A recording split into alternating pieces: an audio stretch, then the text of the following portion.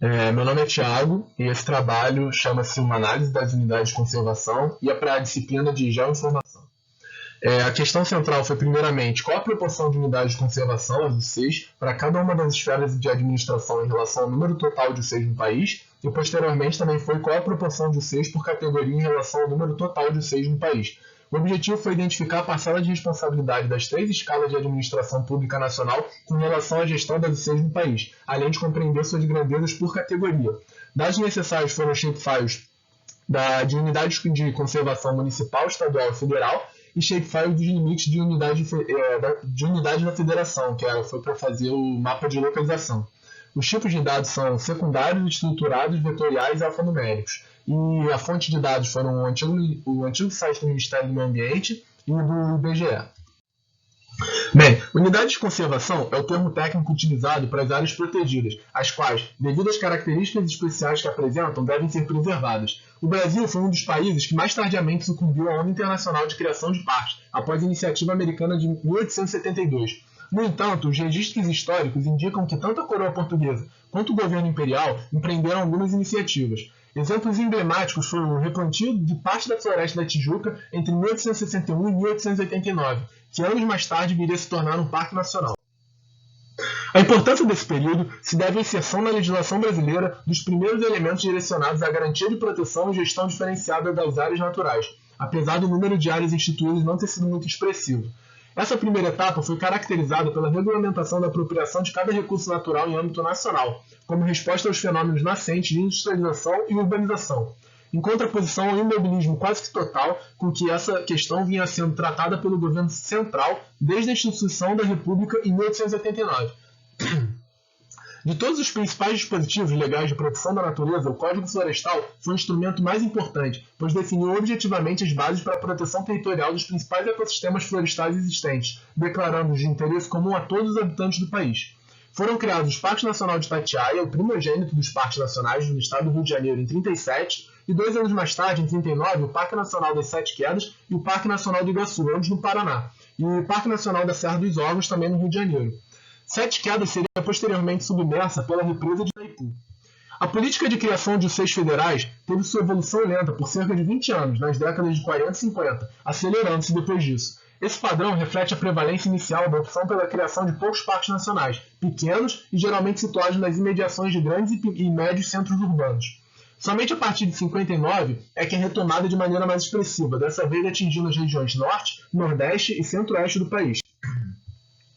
Foram criadas as reservas florestais em 1961. Já durante o regime militar, todos os instrumentos que possibilitaram a criação de áreas protegidas no Brasil foram mantidos, em um primeiro momento, e até mesmo aperfeiçoados posteriormente.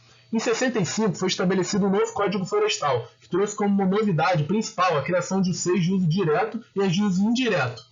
As unidades de conservação foram administradas pelo Ministério da Agricultura até 1967, quando foi estabelecido o Instituto Brasileiro de Desenvolvimento Florestal, IBDF, que era uma autarquia federal vinculada ao Ministério da Agricultura. Diversas iniciativas começaram a ser discutidas no sentido de criação e reconhecimento internacional de áreas de relevante interesse ecológico. Em 73, sob o impacto dos debates decorrentes da Conferência de Estocolmo e do Clube de Roma, foi criado no Ministério do Interior a Secretaria Especial do Meio Ambiente, a SEMA, passando a dividir com o IBDF a responsabilidade pela gestão e fiscalização da política brasileira para as áreas protegidas. Essas influências se confirmaram no texto do PND, que relacionava entre os seus objetivos atingir o desenvolvimento sem deterioração da qualidade de vida, e, em particular, sem devastar o patrimônio nacional de recursos naturais. Inicia-se a fase da gestão integrada de recursos. Estações ecológicas são estabelecidas em terras públicas, objetivando a representação de todos os ecossistemas brasileiros. Em 81, também seria criada a Política Nacional do Meio Ambiente, dando o impulso necessário para a construção de um agrupamento das UCs. Como resultado do processo de corresponsabilidade entre IBDF e SEMA, houve a proposição da criação de 4 novas tipologias de áreas protegidas. Em 78, não estava regularizada 63% da área decretada de parques e reservas.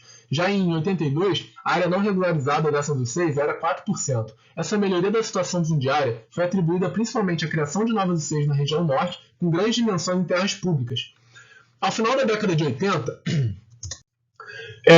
Os estados passam a acumular um papel crescente. Com a criação do Ministério do Desenvolvimento Urbano e Meio Ambiente, é notável um gradativo fortalecimento dos órgãos estaduais de meio ambiente, resultando na Constituição de 88 na definição dessa temática como competência comum entre estados e União.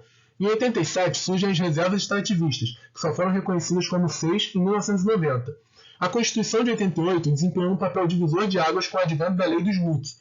Em seu artigo 225, está nitidamente expressa a preocupação da proteção e preservação do meio ambiente, visando a garantia de um meio ambiente ecologicamente equilibrado para as futuras gerações. Até 86, o Sistema Brasileiro de Unidade de Conservação sofreu com os objetivos confusos e categorias mal definidas. Além disso, suas funções estavam duplicadas entre o IBDF e a SEMA. Em 89, nasceu o IBAMA, com a junção da SEMA e o IBDF. O país chega à década de 90 com uma pluralidade de categorias de áreas naturais protegidas, e é quando passa a ver a incorporação do planejamento ambiental aos planos diretores municipais. Apesar de estabelecido em 81, o Sistema Nacional do Meio Ambiente somente é regulamentado em 90. Com isso, o IBAMA torna-se parte do novo Ministério do Meio Ambiente. Em 96, foram criadas reservas particulares do patrimônio natural, uma nova tipologia que permitiu o reconhecimento de uma área protegida em domínio privado.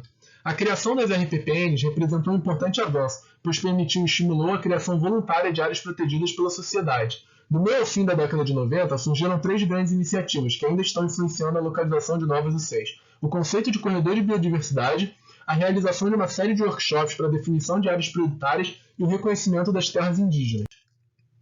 Em setembro de 89, o Sistema Nacional de Unidade de Conservação, o SNUC, foi apresentado ao CONAMA e ao Congresso Nacional e oficialmente estabelecido em 2000 como um grande marco.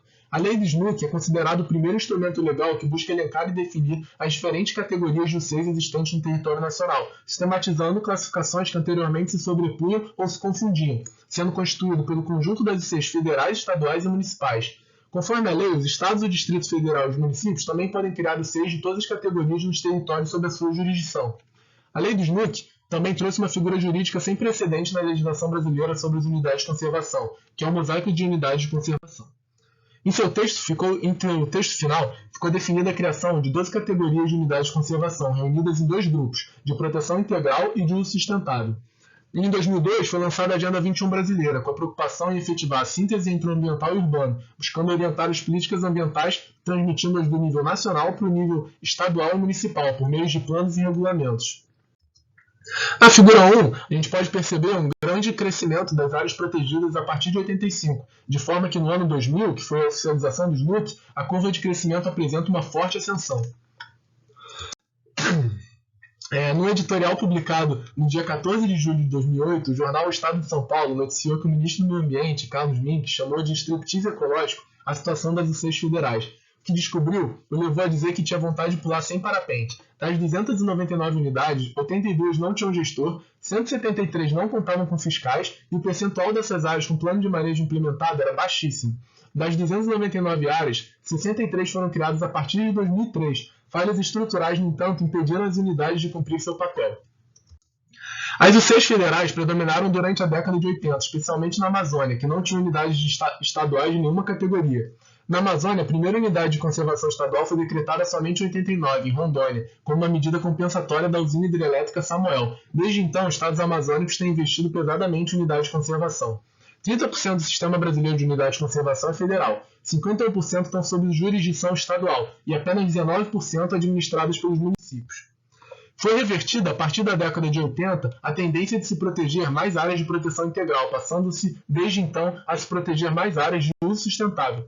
Essa inversão de tendência foi mais acentuada na década de 90 e 2000 e permitiu que fosse alcançada a situação atual de predominância das UCs de uso sustentável.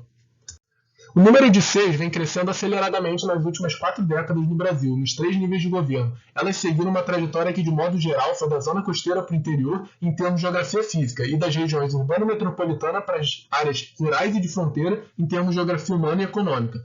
Os estados do norte detêm a maior parte da área ocupada por elas, mas os estados da região sul, sudeste e Bahia detêm o maior número delas. E o tamanho médio das UCs municipais é menor do que o das UCs estaduais, que por sua vez é menor do que das UCs federais. Aqui as referências bibliográficas.